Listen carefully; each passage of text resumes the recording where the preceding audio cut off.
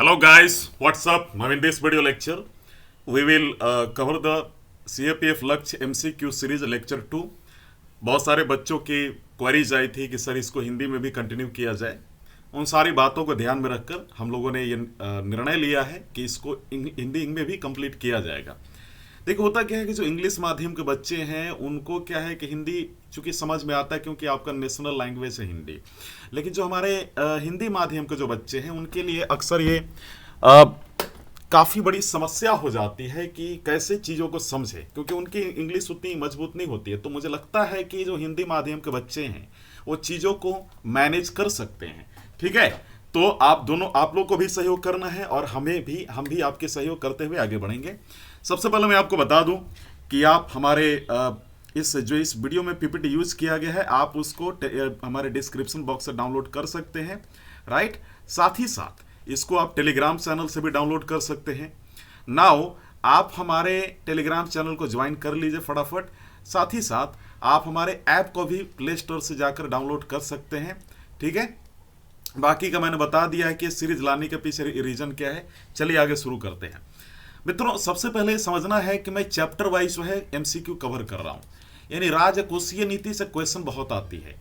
तो जैसे क्वेश्चन क्या है इसको थोड़ा सा समझ लीजिए डिटेल में, क्योंकि होता क्या है कि आपको क्वेश्चन कभी कभी आप नहीं समझ पाते हैं, इसमें इस चीज को लेकर काफी बड़ी समस्याएं आ जाती हैं, राइट। तो देखिए यहाँ पे समस्या क्या है, क्वेश्चन क्या है। देखिए क्वेश्चन 1 है कि if we deduct grants to states for the creation of capital asset from revenue deficit we arrive at, यदि हम राजस्व घाटे से पूंजीगत संपत्ति के निर्माण के लिए राज्यों को अनुदान घटाते हैं तो मतलब क्या। तो आप यहाँ पे ऑप्शन देख लीजिए, ऑप्शन कौन कौन सा दिया हुआ है ना। ऑप्शन कौन कौन सा दिया हुआ है, तो सबसे पहले ऑप्शन फर्स्ट क्या है आपका, वो ध्यान दीजिए, प्राइमरी डिफिसिट। क्या है, प्राइमरी डिफिसिट, है ना। दूसरा है नेट फिस्कल डिफिसिट, सी है budgetary deficit, D effective revenue deficit, यानी प्राथमिक घाटा, शुद्ध राजकोषीय घाटा, बजटीय घाटा और प्रभावी हम जिसे बोल सकते हैं राजस्व घाटा। तो क्वेश्चन ये आता है कि भाई इसको आखिर ये फिस्कल डिफिसिट होता क्या है। मैं सबसे पहले ये समझाऊंगा, इसके बाद आगे के मुद्दों पे हम आगे बढ़ेंगे ताकि आपको कोई समस्या ना हो।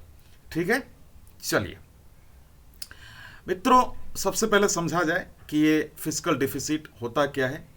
देखिए मैं आपको बताऊं कि ये जो हम लोग ये जो हमारा राजकोषीय घाटा है, बेसिकली देखिए क्या है कि यह सरकार के कुल खर्चे और उधारी को छोड़कर, समझिए इस बात को, कुल खर्चा है ना, टोटल जो हम बोल सकते हैं एक्सपेंडिचर और टोटल जो है बोल सकते हैं कि उधारी, है ना, उसको छोड़कर कुल कमाई के बीच का अंतर होता है। ठीक है, तो सरकार के कुल सालाना आमदनी के मुकाबले जब खर्च अधिक होता है तो उसे हम क्या कहते हैं, राजकोषीय घाटा।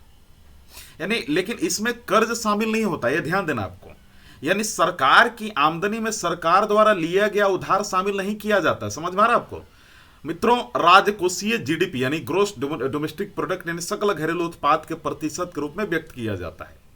तो राजकोषीय घाटा जितना अधिक होता है, सरकार पर कर्ज और ब्याज को चुकाने का बोझ उतना ही बढ़ जाता है। ठीक है, और यही वजह है कि सरकारें राजकोषीय हम बोल सकते हैं कि घाटे को कम करने के लिए सब्सिडी और बाकी खर्चों में कटौती करती है। तो वित्त मंत्रालय हर साल बजट में राजकोषीय घाटे का लक्ष्य तय करता है। ठीक है, लेकिन इस बीच एक क्वेश्चन आता है, देखिए मैं आंसर पे आऊंगा, लेकिन सबसे पहले समझिए कि प्राइमरी डिफिसिट क्या है। मित्रों, प्राथमिक घाटा इसे बोलते हैं मुख्य रूप से। राजकोषीय घाटे में से ब्याज की देनदारी को निकालने के बाद प्राप्त राशि को हम क्या कहते हैं, प्राथमिक घाटा कहते हैं। चूंकि सरकार हर साल बजट में एक निश्चित राशि के प्रावधान पूर्व में लिए गए ऋणों पर ब्याज चुकाने के लिए करती है, और ब्याज चुकता करने पर खर्च की गई राशि को जब राजकोषीय घाटे से घटा दिया जाता है तो उसे हम क्या कहते हैं, प्राथमिक घाटा कहते हैं। चूंकि प्राथमिक घाटा अगर शून्य है तो इसका मतलब क्या हुआ कि इसका मतलब हुआ कि सरकार ने चालू वित्त वर्ष में, यानी जो अभी चल रहा है, मान लीजिए इस साल का है तो ये चालू होगा, चालू वित्त वर्ष में अपनी आय से अपना खर्च चला लिया, लेकिन उसने पुराने कर्ज पे, पिछले साल वाले या फिर इसके पहले वाला पर ब्याज चुकाने के लिए ही राजकोषीय घाटे के रूप में उधार लेना पड़ रहा है। तो प्राइमरी डिफिसिट में, प्राइमरी हम बोल सकते हैं प्राथमिक घाटा में ब्याज के भुगतान को शामिल नहीं किया जाता है। ठीक है, इसका मतलब यह हुआ कि सरकार को ब्याज के भुगतान को हटाकर खर्चों को पूरा करने के लिए कितने उधार की जरूरत है, यह इसमें समझने की बात है। लेकिन एक बात आता है कि नेट फिस्कल डिफिसिट क्या होता है। क्या है नेट फिस्कल डिफिसिट क्या होता है, क्वेश्चन तो है, क्योंकि ये चीज आपको समझना है। ठीक है, तो जैसा कि आपने फिस्कल डिफिसिट और इसके बाद आपने प्राइमरी डिफिसिट की आपने देखी बात, तो सबसे पहले आप समझ लीजिए कि यहां पे जो नेट फिस्कल डिफिसिट है ये जनरली उतना इंपॉर्टेंट पॉइंट नहीं है जितना आपको लगता है। ठीक है, तो इसको हम लोग यहां पे छोड़ देंगे।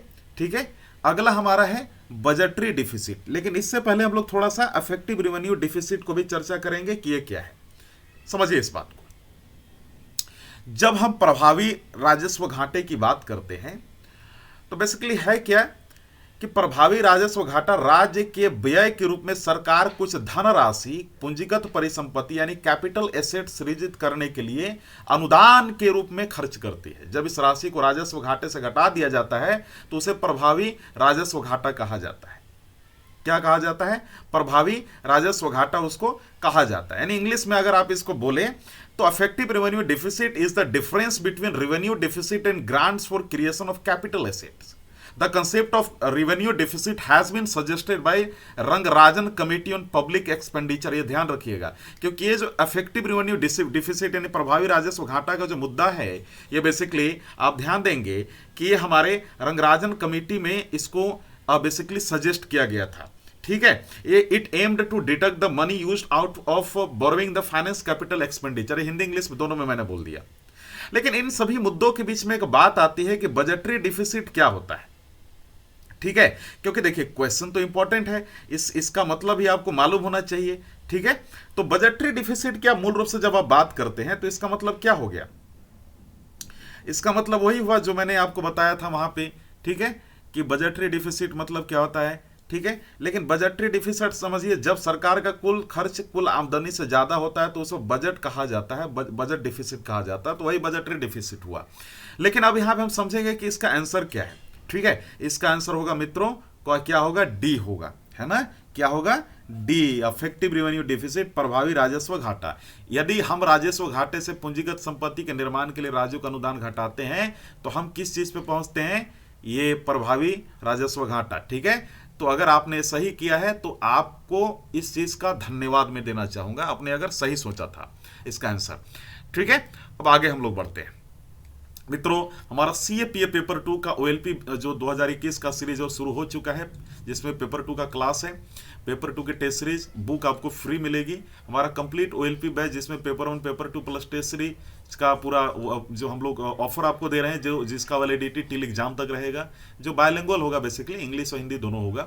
लक्ष्य टेस्ट सीरीज शुरू हो चुकी है जिसमें पेपर 1 और पेपर 2 का टेस्ट सीरीज है। ज़्यादा अगर कोई किसी प्रकार की अगर जानकारी लेना हो, ऑनलाइन क्लासरूम या फिर एग्जाम से रिलेटेड कोई भी क्वेरी हो, तो आप हमारे इस नंबर पे कांटेक्ट कर सकते हैं। नाउ सबसे पहले तो हैप्पी होली सबको। इस कूपन को अप्लाई करके आप जो भी है कुछ आप स्पेशल ऑफर को गेट कर सकते हैं, जिसमें सीएपीएफ अभ्यास फुल ओएलपी होगा, पेपर 2 का ओएलपी होगा, लक्ष्य टेस्ट सीरीज होगा। ज़्यादा जानकारी के लिए इस नंबर पे कॉल करें। और ये जो है बेसिकली जो ऑफर है 26 से 31 मार्च तक रहेगा। चलिए हम लोग शुरू करते हैं आगे। मित्रों सबसे पहले समझना है कि capital asset computer, machinery, vehicle और बिल्डिंग्स होते हैं, ना कि वर्कर, ना कि पेपर, ना ही रॉ मटेरियल्स में। ये सब आप देख सकते हैं। तो राजकोषीय नीति में क्वेश्चन दूसरा है कि which one of the following is a capital receipt is government budget, यानी निम्नलिखित में से कौन से सरकारी बजट में एक पूंजी प्राप्त है। ऑप्शन ए है interest receipt on loans given by the government to the other parties, यानी अन्य पक्षों को सरकार द्वारा दिए गए ऋण पर ब्याज प्राप्तियां। दूसरा है dividends and profits for public sector undertakings, सार्वजनिक क्षेत्र के उपकरणों से लाभांश और लाभ। Borrowings of government from public, यानी जनता से सरकार का उधार। इनकम टैक्स रिसिप्ट, यानी आयकर प्राप्ति। ठीक है, तो यहां पे जो हार्ड वर्ड है उसी को मैं एक्सप्लेन बेसिकली करूंगा। तो जब हम इसके बारे में चर्चा करते हैं ना, तो हमारा क्वेश्चन जो है हमको समझना होगा कि क्वेश्चन क्या है इसका। देखिए पहले आंसर समझिए, आंसर इसका सी होगा। क्या होगा इसका आंसर? सी होगा। Borrowing from the government from public, यानी जनता से सरकार का उधार। अब एक सवाल आता है कि भाई ये बताइए कि इंटरेस्ट रिसिप्ट क्या होता है। क्वेश्चन तो आ रहा होगा आपके माइंड में कि इंटरेस्ट रिसिप्ट क्या होता है। तो इस चीज को समझने के लिए हमें ये समझना होगा कि इंटरेस्ट रिसिप्ट, देखिए interest which the government earns on the money lent by it to external और internal borrowers, thus this revenue receipt may be in foreign currency as well as in Indian rupees. So this money, the money which the government received out of its fiscal services such as stamp printing, currency printing and medal printing. ठीक है, अब अगर हम थोड़ा सा इसको हिंदी में अगर समझें तो मैं हिंदी में आपको बता दूं, बेसिकली इंटरेस्ट रिसिप्ट मतलब आपको समझ में यार आपको क्या होता है, ठीक है। इंटरेस्ट रिसिप्ट का मतलब होता है हमारा क्या, ब्याज प्राप्तियां, ठीक है। तो ब्याज प्राप्तियां क्या होता है कि जो गवर्नमेंट जो है जिसको उधार देती है एक्सटर्नल या इंटरनल बोरोवर्स को, अपने कंट्री के बाहर या कंट्री के अंदर, तो वे बेसिकली क्या होती है, वो जो इंटरेस्ट लगाती है वो क्या होती है, इंटरेस्ट और रिसिप्ट के नाम से जानी जाती है, ठीक है। इसमें फॉरेन करेंसी भी हो सकता है, इंडियन करेंसी को भी शामिल किया जा सकता है। चलिए अगला क्वेश्चन देखते हैं। अगला क्वेश्चन है फिजिकल पॉलिसी यानी राजकोषीय नीति से। फिर है तो क्वेश्चन क्या है भाई कि किसी देश में समानता को सबसे अच्छे तरीके से लाया जा सकता है, किस तरीके से, equality in a country can be best brought through, किस तरीके से। तो पहले समझिए कि ऑप्शन ए में है प्रोग्रेसिव एक्सपेंडिचर प्रगतिशील व्यय, रिग्रेसिव टैक्सेशन प्रतिगामी कराधान, रिग्रेसिव एक्सपेंडिचर प्रतिगामी व्यय, नन ऑफ द अबव, इनमें से कोई नहीं। भैया क्या है आंसर, ये क्या मामला है जो आपको टेंशन में डाल दिया, तो समझिए इस बात को। इसका आंसर क्या होगा, रिग्रेसिव एक्सपेंडिचर, क्या होगा, प्रतिगामी व्यय होगा। तो आपके मन में क्वेश्चन आ रहा होगा कि भाई ये प्रतिगामी व्यय यानी कहने का मतलब कि हमारा ये रिग्रेसिव एक्सपेंडिचर क्या होता है, आ रहा है ना मन में क्वेश्चन।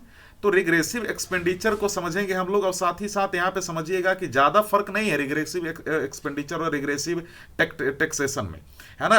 तो रिग्रेसिव जो अगर एक्सपेंडिचर की आप बात करेंगे तो यू विल फाइंड कि बेसिकली ये आपके क्वेश्चन में बहुत बार सिविल में भी आ चुका है यहाँ से।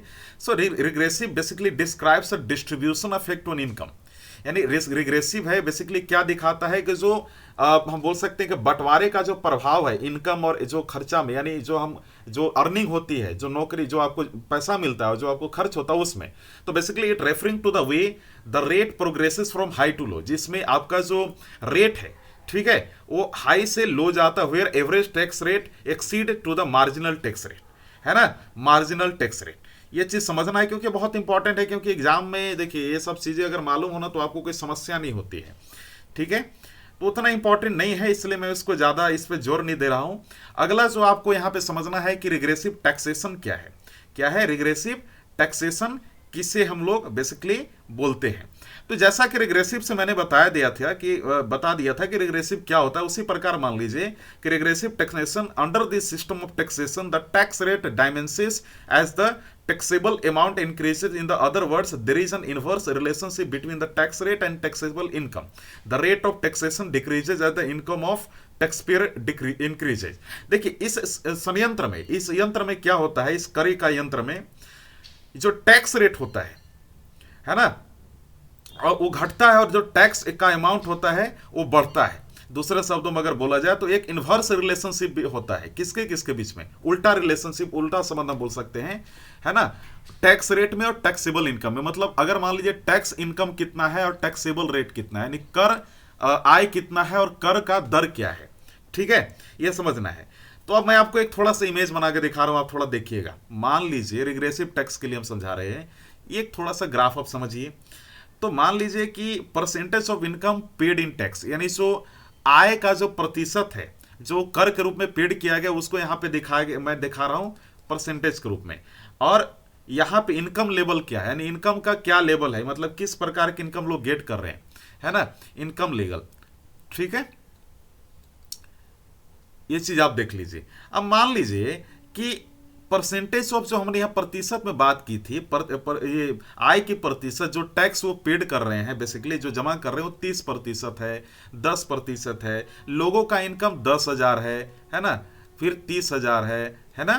तो आप समझिए कि अगर मान लीजिए कि जिसका 10,000, एक एग्जाम्पल के तौर पे, कि अगर जब ऐसी स्थिति हो कि अगर कभी किसी का 10,000 सैलरी हो और उसको 30% इंटरेस्ट टैक्स पे करना पड़ रहा है, और अगर किसी का सैलरी 30,000 हो उसको 10% करना पड़ रहा है, तो इसको हम क्या किस नाम से जानते हैं, टैक्सेसिव रेट के नाम से जानते हैं। यानी rising income leads to paying a smaller percent of income tax है, यानी अगर आपका इनकम बढ़ता है तो इसका मतलब आपको कम टैक्स पे करना होगा। तो इस सिचुएशन को प्रतिगामी हम कराधान बोलते हैं, है ना। अब प्रोग्रेसिव एक्सपेंडिचर की बात आती है, मन में चल रहा होगा क्वेश्चन कि ये प्रोग्रेसिव, हम लोग बेसिकली जब बात करते हैं प्रोग्रेसिव ये एक्सपेंडिचर का, तो ये क्या होता है, मन में आ रहा होगा ना, तो समझिए क्या है मित्रों। द टर्म प्रोग्रेसिव, ये जो प्रोग्रेसिव शब्द है, ये अपने आप में डिस्ट्रीब्यूशन इफेक्ट ऑन इनकम और एक्सपेंडिचर, जो कि ये हम बोल सकते हैं कि बंटवारा करता है, बंटवारे का प्रभाव है इनकम और एक्सपेंडिचर, यानी जितना आप कमाते हैं जितना आप खर्चा करते हैं,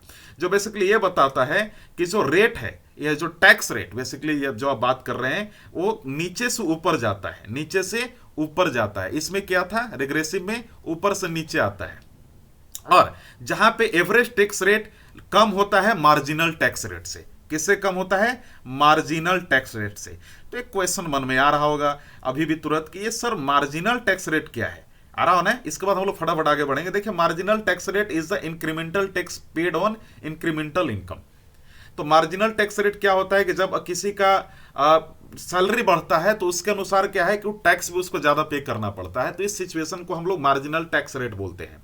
ठीक है, इसकी बहुत बड़ी हम बोल सकते हैं कि एक्सप्लेनेशन भी है, लेकिन प्रोग्रेसिव टैक्स का एक एग्जांपल मैं आपको बता दूं। मान लीजिए कि examples of progressive tax include investment income taxes, taxes on interest earn, आपने जो अर्न किया, जो आपने रेंट्स के थ्रू अर्निंग किया है ना, जो आपने ई एस्टेट यानी जो जमीन जायदाद से अपने जो टैक्स अर्न किया है ना, जो होते हैं ना ई एस्टेट वाले, है ना, वो सब हो गया। तो बेसिकली यही सारा चीज है। अगले क्वेश्चन पे आते हैं क्योंकि हमारे लिए काफी इंपॉर्टेंट है ना। तो चलिए अगला क्वेश्चन क्या है, बेसिकली इस चीज को समझिए जी। अगला क्वेश्चन है फिस्कल डिफिसिट इंप्लाइज वित्तीय घाटे का तात्पर्य। तो समझिए कि जो फिस्कल डिफिसिट होता है, जब वित्तीय घाटा होता है तो एक्सपेंडिचर क्या होता है, ज्यादा हो जाता है, खर्चा ज्यादा होता है, इनकम कम होता है। यही चीज मैंने डिफिनेशन में बताया था। ठीक है, अब समझिए ऑप्शन ए में क्या है।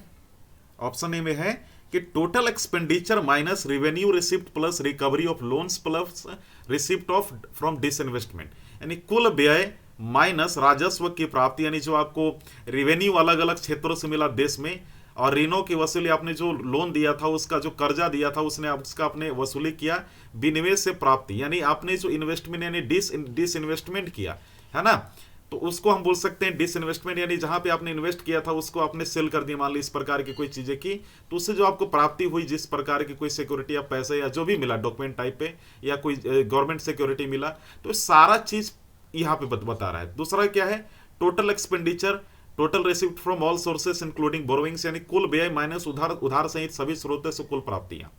ठीक है। सी में क्या है, total expenditure minus revenue receipt plus fresh loan, यानी कुल व्यय में से राजस्व प्राप्ति प्लस ताजा ऋण को जोड़कर घटा दीजिए। डी में क्या है, total expenditure minus disinvestment receipt, यानी कुल व्यय में से विनिवेश रसीदों को घटा दीजिए। अब समझिए कि इसका आंसर क्या है। आपके मन में तो आ रहा होगा कि भाई फिजिकल डिफिसिट क्या होता है। अरे भाई, मैंने आपको डिफिनेशन भी बताया। अब इसका अगर आप आंसर नहीं बताओगे तो फिर ये बहुत बड़ी, मतलब समझ में आ रहा है आपको, इसका तो बताना ही होगा, क्योंकि बहुत मतलब इजी आंसर इसका होगा, क्योंकि पहले भी डेफिनेशन के बारे में मैंने चर्चा कर लिया है। ठीक है, थोड़ा सोचिए आप लोग, क्योंकि इसमें मैं थोड़ा सा आपको समय लूंगा, है ना, इसमें मैं थोड़ा सा समय लूंगा। ठीक है, क्या आंसर हो सकता है, सोचिए मित्रों। इसका आंसर ए होगा, क्योंकि मैंने इस पे जोर भी दिया था, आपको शायद मालूम होगा ना हो, इसमें मैंने जोर दिया था। Total expenditure minus revenue receipt, यानी जो आपको राजस्व की प्राप्ति हुई, ऋणों की वसूली हुई, विनिवेश से प्राप्ति है, तीनों को जोड़ दीजिए, और कुल व्यय में से यानी कितना आपने खर्चा जो है किया, इन सबको जोड़ने के बाद कितना आपने खर्चा किया उसको घटा दीजिए। इससे आपको मालूम चलेगा कि आपका फिजिकल डिफिसिट आपकी कंट्री का कितना है, यानी वित्तीय घाटा कितना है, वित्तीय घाटा। आगे बढ़ते हैं। अगला क्वेश्चन है, अकॉर्डिंग टू द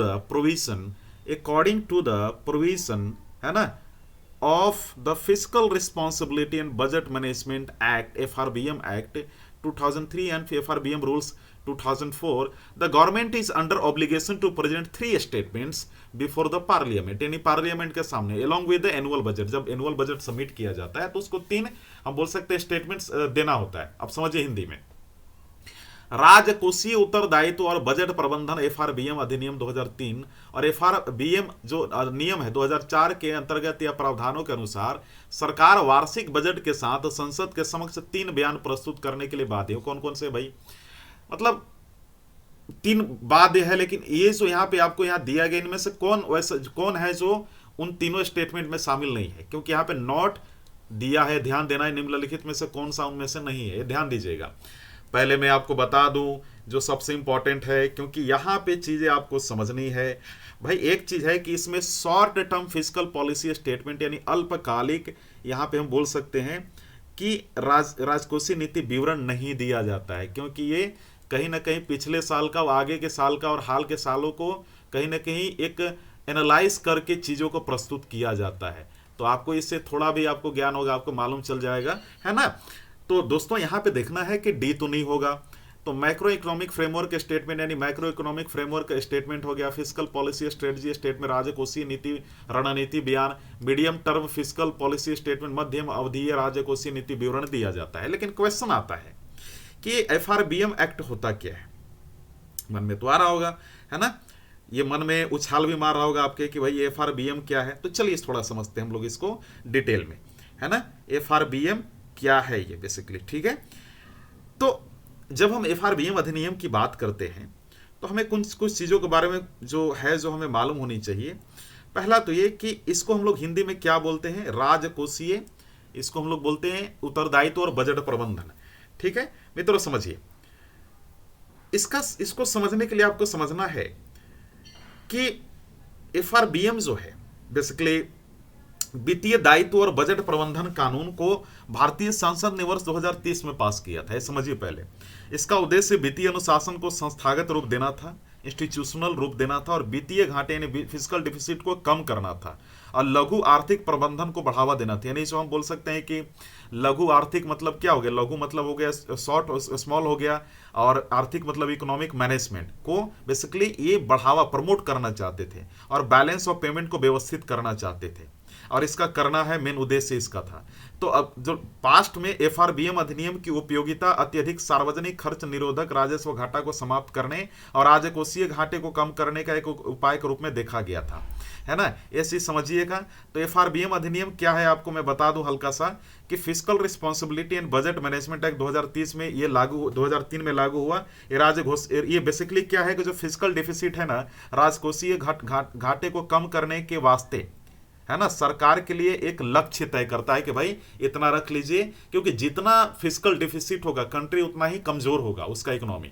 तो उसको मजबूत करने के लिए लोग टारगेट करता है कि इतने परसेंट के नीचे नहीं है जाना है, और ना मतलब इतने परसेंट से मतलब बोल सकते हैं कि एक लोग टारगेट तय कर लेते हैं, और उस टारगेट के मतलब हम बोल सकते हैं कि नीचे नहीं जाना है, टारगेट के ऊपर ही रहना है ना, इससे ज्यादा लॉस ना हो, ये इनका मेन उद्देश्य है। ये चीज समझ गए आप, इंग्लिश वाले भी समझ ही गए होंगे, ठीक है।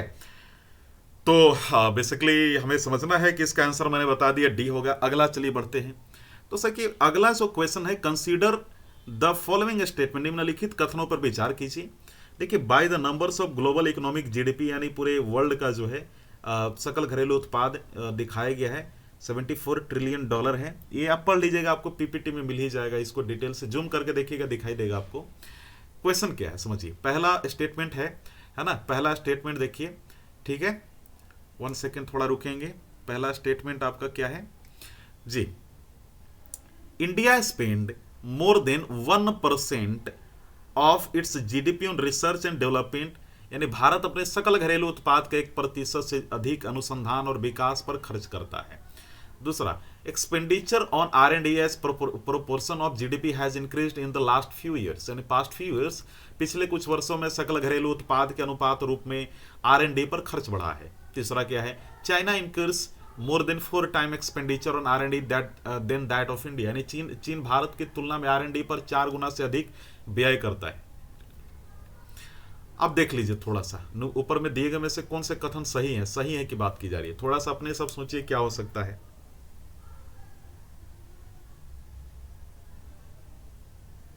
इसका आंसर बी होगा मित्रों, क्या होगा, बी होगा, है ना, बी होगा, क्योंकि इसका जो ये वाला है ना गलत है, ठीक है। भारत अपने सकल घरेलू उत्पाद का 1% से अधिक अनुसंधान, ये गलत है भाई, ऐसा नहीं है, ठीक है, ये देख लीजिएगा। लेकिन एक चीज आपको ध्यान देना है, क्या ध्यान देना है कि जीडीपी क्या होता है। जीडीपी आपको मैं बताता हूं, इसके लिए मतलब क्या मतलब मैं बताऊं आपको, जीडीपी सिर्फ हल्का फुल्का आपको मैं बता देता हूं जीडीपी क्या होता है। देखिए, gross domestic product is the total monetary और market value of all finished goods and services produce within a country's border in a specific time period.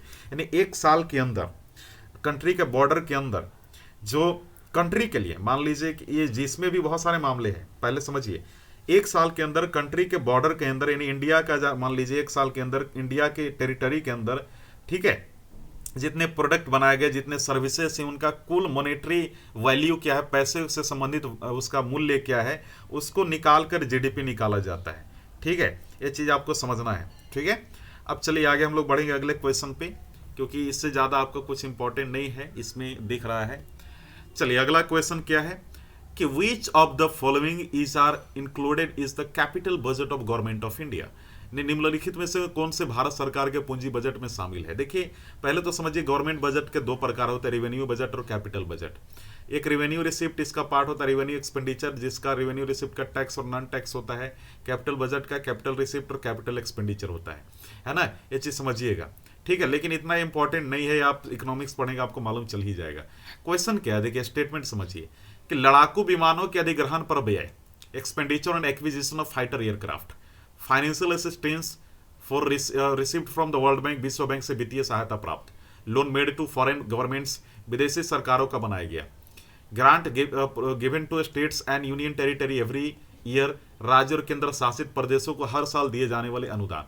अब इसमें से कौन ऑप्शन सही है, थोड़ा सा सोचिए, है ना।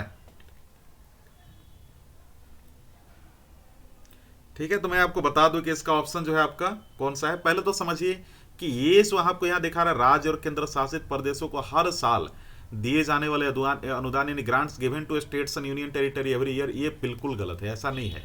ठीक है, कैपिटल बजट में ये सारा चीज इंक्लूड नहीं होता है। ठीक है, कैपिटल बजट में क्या शामिल होता है, पहला, दूसरा और तीसरा, ये पढ़ लीजिएगा क्या है।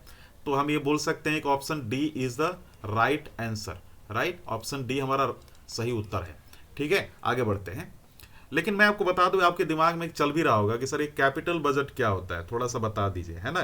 कैपिटल बजट को अगर मैं थोड़ा इंग्लिश में अगर आपको बेसिकली मैं जब एक्सप्लेन करूं, तो देखिए मैं धीरे धीरे इसलिए बोल रहा हूं ताकि आपको अच्छे से आप समझ पाए। कैपिटल बजटिंग समझिए कि कैपिटल बजट, इसको पूंजी बजट भी बोला जाता है। Capital budgeting is the process a business undertakes to evaluate potential major projects और एल्स इन्वेस्टमेंट्स। ठीक है, ये ध्यान दीजिएगा, है ना। एग्जाम में बेसिकली ये सब काफ़ी इंपॉर्टेंट हो जाता है। कैपिटल बजट का हिंदी में अगर क्या बोले, देखिए पूंजी बजटिंग का संबंध दीर्घकालीन निवेश के निर्णयों से है। इसे विद्यमान अथवा नवीन ऐसी परियोजना में पूंजी निवेश के दीर्घकालीन आयोजन के नाम से संबोधित करना अधिक उपयुक्त, हम बोल सकते हैं उपयुक्त होगा, जिनका लाभ फर्म के भविष्य में अनेक वर्षों तक प्राप्त रहेगा। आप इसको बोल सकते हैं ऐसे, है ना। आप वैसे भी बोल सकते हैं, एक और इसका आप समझ सकते हैं, हिंदी इंग्लिश दोनों के लिए, माध्यम के बच्चों के लिए, कि आदर्श रूप से व्यवसाय किसी भी और सभी परियोजनाओं और अवसरों को पीछा करेंगे जो शेयरधारक मूल्य को बढ़ाते हैं।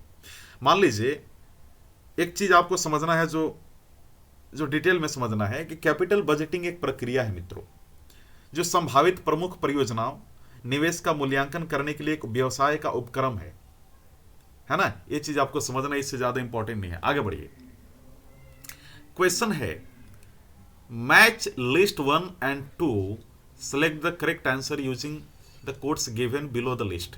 लिस्ट 1 में टर्म है, लिस्ट 2 में इसका एक्सप्लेनेशन है। फिस्कल डिफिसिट किसे बोलते हैं, बजट डिफिसिट, रेवेन्यू और प्राइमरी, मैंने अभी तुरंत एक्सप्लेन किया है। अब थोड़ा सा इसको सही समझिए कि इसमें सही क्या हो सकता है। ठीक है, आपको थोड़ा समय देता हूं ताकि आप भी इसमें अपना मतलब माइंड उसमें लगा सकें कि उसका सही आंसर क्या होगा। चलिए मैं बता ही देता हूँ, इसका आंसर क्या होगा, ए होगा, क्योंकि फर्स्ट का जो होगा सी होगा, यानी excess of total expenditure over total receipt less borrowings, ये फिजिकल डिफिसिट का है। वहीं आप देखिए बजट डिफिसिट का डिफिनेशन होता है excess of total expenditure over total receipt. अब देखिए इसको ध्यान से, फॉर्मूला को व्यक्त कर रहा है, सिर्फ इसको एक स्टेटमेंट का रूप दे दिया गया है, लेकिन है तो ये एक फॉर्मूला का ही रूप, है ना। तो ये रिवेन्यू डिफिसिट देखिए, तो इसमें आपका इसका बी होगा। ठीक है, excess of revenue expenditure over revenue receipt. Primary deficit जो है excess of total expenditure over total receipt less borrowings and interest payment, basically ये है आपका। अच्छा, बजट डिफिसिट के कितने प्रकार होते हैं भी देख लीजिए, हर साल एनुअल बजट में दिखाया जाता है। ठीक है, revenue deficit, physical deficit, primary deficit, monetised deficit. ये मैंने इसका डिफिनेशन बता दिया, मोनेटाइज्ड डिफिसिट का मैंने नहीं बताया था, खैर कोई नहीं, कभी हम लोग अगले लेक्चर में देख लेंगे। नवा में जो क्वेश्चन है, which of the following is are components of public डेप्ट, यानी सार्वजनिक ऋण के कौन कौन से घटक हैं? Public borrowing, treasury bills, security issued by RBI, कौन सही हो सकता है ना? थोड़ा सा इसको आप अनुमान लगाइए क्या कौन सही हो सकता है इसमें। तो मित्रों मैं आपको बता दूं, इसमें तीनों सही है। क्या है? तीनों इसमें सही है ना? तीनों सही है, ठीक है। तो आपके मन में आ रहा है क्या कि ये पब्लिक बोरोइंग्स क्या होता है? आपको तो ऐसे भी देख के मालूम चल रहा होगा कि ये चीज़ें इतनी आसान है, आपको मालूम चल गया होगा, है ना। लेकिन एक आपके समझने के लिए मैं थोड़ा एक चीज़ बता देता हूँ पब्लिक डेप्ट को लेकर के, पब्लिक डेप्ट क्या है, क्योंकि ये चीज़ें आपको शायद समझ में तो आ ही रहेंगी, लेकिन फिर भी मैं बताता हूँ। से पब्लिक डेप्ट क्या है समझिए पहले। The public dept is how much a country owes to lenders outside of itself. This can include individual, businesses and even other government. तो जो ये पब्लिक डेप्ट टर्म है is ऑफनली used interchangeably with the term sovereign dept. So public dept usually merely refers to national डेप्ट, हम इसको बोल सकते हैं, यानी राष्ट्र का जो कर्ज है वो पब्लिक यानी सार्वजनिक कर्ज का नाम इसको दिया गया है, ठीक है। तो ये चीज आपको समझना है, मैंने हिंदी में भी बता दिया आपको, ठीक है। लेकिन फिर भी कोई नहीं, इसको थोड़ा सा हम लोग हिंदी में भी देख लेते हैं। देखिए, सार्वजनिक जो ऋण होता है यानी पब्लिक डेप्ट, इसका सीधा अर्थ यह है कि सरकार पर जो है कर्ज, ऐसा कर्ज जो सरकार लेती है, यह कर्ज देश के भीतर से भी हो सकता है और देश के बाहर से भी हो सकता है। तो जो पब्लिक कर्ज होता है यानी ऋण होता है, जो डेप्ट होता है, जो सरकार द्वारा जनता, बैंक, जो अलग फाइनेंशियल इंस्टीट्यूशन या बिजनेस इंस्टीट्यूशन से बेसिकली लिया जाता है, ठीक है। अगला क्वेश्चन देखिए, राजकोषीय नीति से match list 1 and list 2, select the current answer. Simple है, आपको मालूम होगा मैं यहाँ पे क्या लिखा है। पब्लिशर का देख लीजिए, publication, ministry of commerce and industry, ये सारा देखिए आप, इसको आप थोड़ा सा देखिए लिस्ट, आप उसके अनुसार बताइए कि इसका आंसर क्या होगा।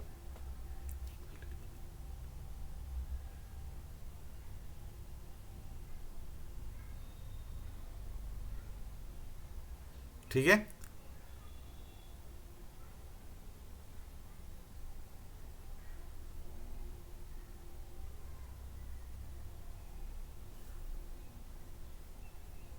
मित्रों आप इसका अगर आंसर आप देखेंगे, आपको ये मालूम चलेगा कि इसका जो आंसर है सिंपल कौन सा है। इसका आंसर आपको अगर आप ध्यान से देखेंगे तो इसका आंसर आपको, पहले तो आप समझिए कि रिजर्व बैंक ऑफ इंडिया से संबंधित कुछ पॉइंट को आप समझ लीजिए को क्या है, ठीक है। रिजर्व बैंक ऑफ इंडिया से संबंधित कुछ पॉइंट को समझ लीजिए, ठीक है। तो यहां पे आपको समझना है बेसिकली जो क्वेश्चन मैं बताने की कोशिश कर रहा हूं रिजर्व बैंक ऑफ इंडिया से, इसका ऑप्शन देखिए बी होगा, पहले समझना है, मैं बताता हूं बी होगा, इसके बाद हम लोग आगे बढ़ेंगे। कि ministry of commerce and industry का जो है होलसेल प्राइस इंडेक्स होता है, ठीक है। सेंट्रल स्टैटिकल ऑर्गेनाइजेशन, ठीक है। National account statics, reserve bank of India, ठीक है। Report on currency and finance, economic affairs का जो डिपार्टमेंट होता है वो इकोनॉमिक सर्वे बेसिकली रिलीज करता है। अब यहाँ पे एक चीज मैं आपको बताता हूँ, सबसे पहले समझिए कि रिजर्व बैंक ऑफ इंडिया ने आरबीआई के बारे में कुछ फैक्ट मैं आपको बता दूं कि बेसिकली आरबीआई का क्या है कि इसका 1 अप्रैल 1935 को इसका स्थापना हुआ था, ये चीज़ आप जान लीजिएगा, ठीक है। ये बहुत इंपॉर्टेंट पॉइंट है। और इसके बाद अगला जो आपका पॉइंट आता है सीएसओ यानी सेंट्रल स्टैटिकल ऑर्गेनाइजेशन का, है ना। यानी इसके बारे में जब यानी केंद्रीय सांख्यिकीय संगठन 2 मई 1951 को इसका स्थापना हुआ, ठीक है। और नई दिल्ली में इसकी ऑफिस है। और इसके भी जो जिम्मेदार मंत्री जो हैं, हम रिस्पॉन्सिबल मिनिस्टर जो हैं राव इंद्रजीत सिंह हैं, ये चीज़ ध्यान दीजिएगा। बेसिकली ये चीज़ें इंपॉर्टेंट है, इससे ज़्यादा आपके लिए कुछ इसमें खास मुझे लग नहीं रहा है। अच्छा, यहाँ पे कॉमर्स और इंडस्ट्री इतना कोई इंपॉर्टेंट नहीं है, ठीक है। ये जितना इसमें इंपॉर्टेंट था ना उतना मैंने आपको बता दिया। लेकिन ये ध्यान रखिएगा, इससे मालूम चलता है कि जितने रिपोर्ट पब्लिश किए जाते हैं गवर्नमेंट मिनिस्ट्री यानी इंडियन जो पब्लिशर्स हैं या फिर वर्ल्ड के किसी पब्लिशर के द्वारा, उसको भी ध्यान देने की जरूरत है। वैसे हालांकि आपको करंट अफेयर में मैं ये दे दूंगा, इसको लेकर चिंता करने के विषय नहीं है। तो इसी के साथ ये वीडियो खत्म होती है। जय हिंद।